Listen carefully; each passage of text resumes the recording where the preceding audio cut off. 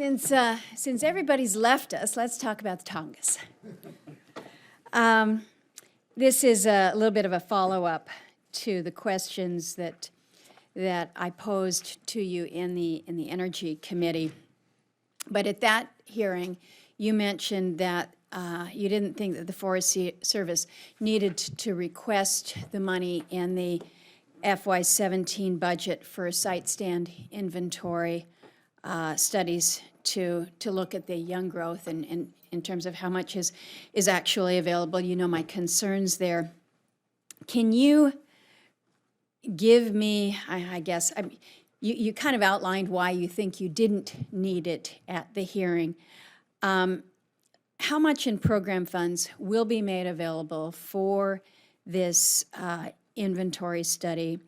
Are you looking at perhaps having to curtail or just move money around from other programs for this work? Is it going to delay, for instance, permits or timber sale preparations? How do you see this moving forward? Because you know the importance that we're certainly assigning to this inventory.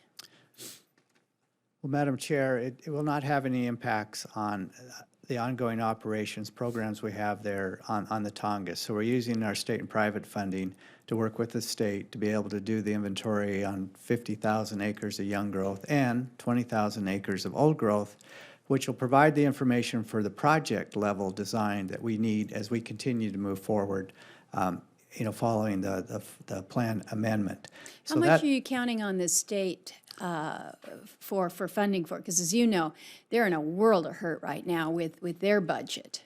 Well, we're providing the funding, and we're using their capacity to help us with it. And then also I think it just makes better sense for us to be working closely with the state. So we're providing the funding and then using their staff to help us be able to get this work done. So you don't see a situation where you're either going to see a slowdown or a delay in timber sale preparations or in issuing permits because you have had to direct funding to the inventory analysis? No, we're using our state and private funds, Okay. Which do not contribute to the work that you're describing. So you say you've got state and private. Given what you have, given that there was $2 million plus that were allocated from FY15 funds, how much more then will you need in FY16 or FY17 to complete the study here? So it's my understanding that the money we provided will provide the inventory on that's a total of 70,000 acres. But if we need additional funding in 17, Well, wait, the total of 70,000. Well, it's 50. I thought it was 400 and the complete inventory is 435,000 acres. So excuse me, the money we have right now will pay for the 70,000 acres. Okay. As far as we continue, after we do the inventory on that, design projects for that, yeah, there'll be additional stand level inventory. It's always just part of our work. I'll have to get back to you on what we'll need in the future as we look after we complete this inventory. Would you do that? Because I want to know that we have funding in place. I want to know that we're going to be able to complete this, and of course complete this within a reasonable time period, but really be able to do the work and get a full and an honest inventory. The concern that I have is if we're talking about the need for any of our mills, whether it's Viking or otherwise, to convert so that they can accommodate the young growth timber, you got to go to the banks. And the concern that I have is you're not going to have any commercial lenders that are willing to provide any level of financing for a mill that might be looking to convert until you have these studies that show what it is that is actually available to to the mill so that they can amortize the investment that they've made. So it's one of these very circular issues. And until you have that analysis and knowing that it is a complete and full analysis, again, the concern that I have is that this whole proposal just doesn't work. There's an article in today's clips about action that the state is taking at the state level to provide state inventory to Viking to kind of keep it alive for the next couple of years, because they have said that they've only got a year and a half of timber left available because the big thorn sale has been reduced so significantly. The number in the article is that there's 328 timber-related jobs right now in the state of Alaska.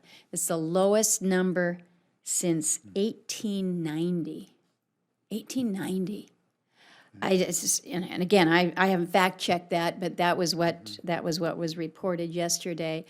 I have a whole series of questions about how we're going to work to make sure that Viking is, as the last medium-sized sawmill left in southeast Alaska, how they're going to be able to survive this transition. And maybe what I'll do is the more specific questions I'll just submit to you for the record. But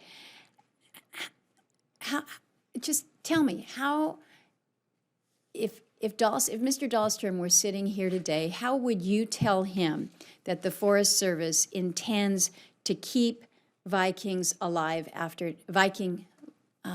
lumber alive after next summer?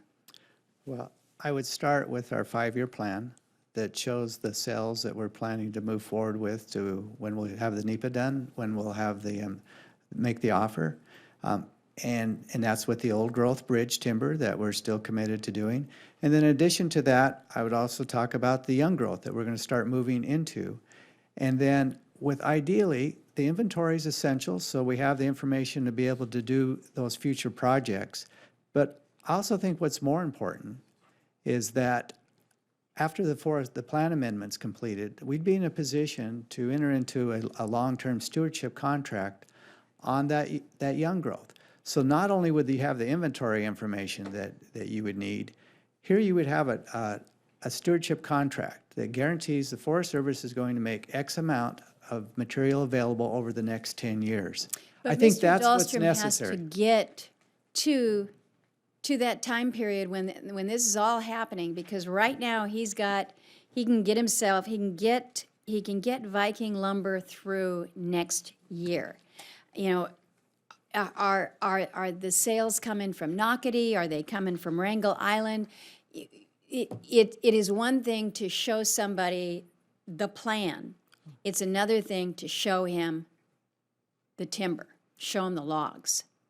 And this is where, quite honestly, on the federal side, people are just giving up on you. That's why they're going to the state right now and saying, isn't there something that you can help us do to piece some things together?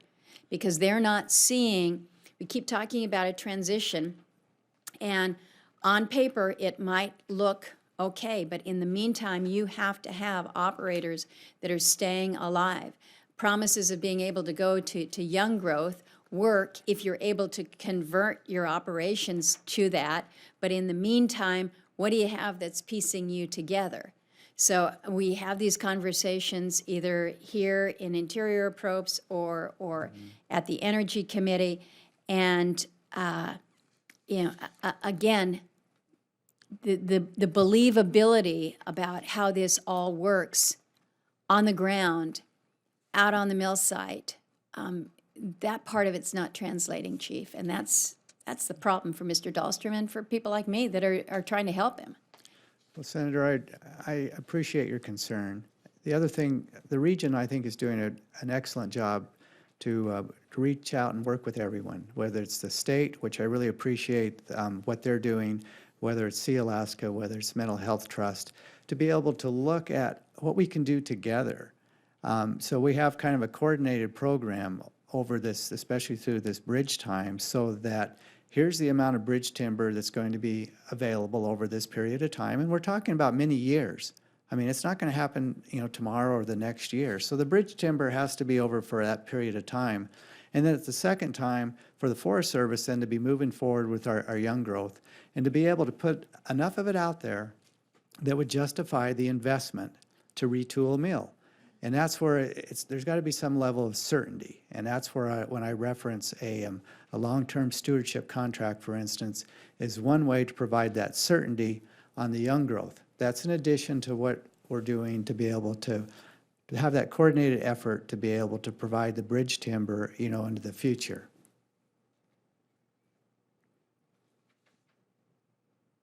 There's not going to be anyone to walk over that bridge. This is, you've got all the right buzzwords: transition, bridge timber. There's nobody left. And I feel like I'm Vikings advocate, and I'm kind of highlighting them because they're a poster child. They're a poster child because there's nobody else who's been able to survive. And this is the concern that I have. You say you appreciate my concern. My concern is it's not just Butch. It's not just it's not just the Dahlstroms. It's a whole economy in southeastern Alaska that has been just kind of pushed over the edge. A direction that Forest Service has taken that in the eyes of many of us has been one that's just kind of, unfortunately, slow rolling things, and people have to move on. They move out, they give up, and it's not because there's not a lack of there's not sufficient resource. There's certainly sufficient resource, and I know that this is hard. I know that this is hard, but I think about those who just get up every day and say, we're here to make a living, we're here to employ a few people. We recognize that we will never get back to the timber heydays in Southeast Alaska, but I think that what's going to happen is by the time this administration leaves, you will have more in the industry that just have not been able to survive, and we don't get them back. I want to ask a question that presented itself after the hearing last month. You said that if Congress were to simply remove the language in the appropriations process to allow you to offer deficit sales,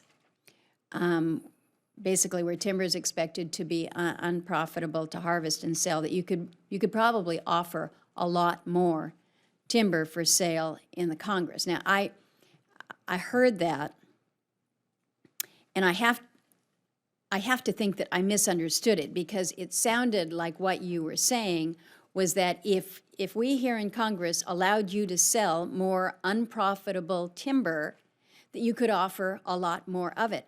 But why would anyone actually bid on the timber if they're being told in advance, you're not going to make any money off of this, this is not going to be profitable? Why would they do it? Well, Senator, how does that make sense? Maybe I'm missing something here. So the way it works in the lower 48 states is that we do our calculations on the appraised value, and sometimes the sales are, somewhat marginal.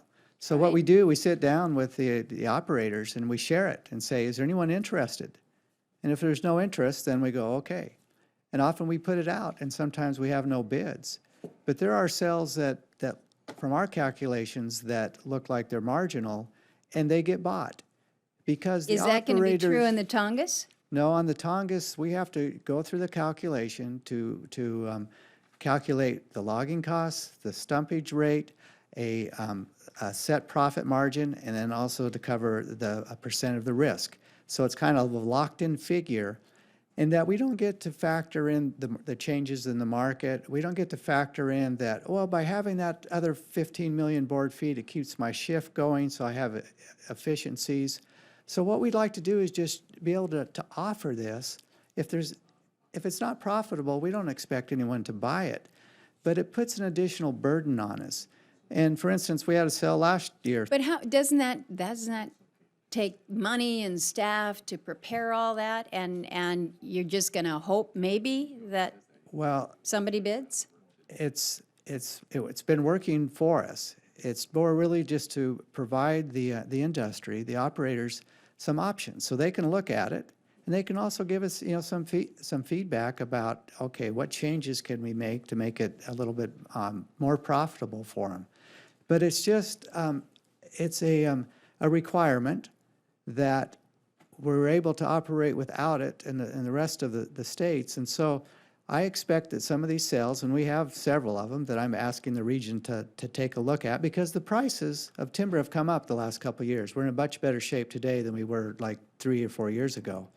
So are some of these that, is there interest? And to actually let the industry, let Viking, you say, yes, I can make that work, because it allows me to be able to maintain this. I won't make a lot of money on it, but it's still a good project. I want to go for it, versus not going forward with it. And as we deal with the fluctuation with the prices, and we're fortunate today. I don't know where we're going to be next year or the year after, but I think the price, when I looked at what the sales were going for there on the Tongass in just the last 2 years, they've gone up significantly in what they're paying for it. So this is, I think, a better time for us to be able to have that discussion, to have the flexibility to offer it, and then to see if there's the interest. It's worked for us in the other states. We still put the work together, but it's just I'm looking for everything that I need to be able to find a way to move forward with these projects, and to be able to deal with at times a soft market. But that's where I was coming from. I wasn't asking anyone to pay more.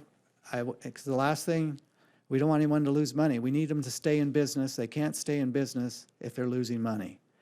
But sometimes their pencils, their calculations are better than ours, because they actually know what their true costs are. We use, the costs that are given to us, and they're more general. It's been my experience, they have better information. So I just like to share it, offer it, and then they can say no.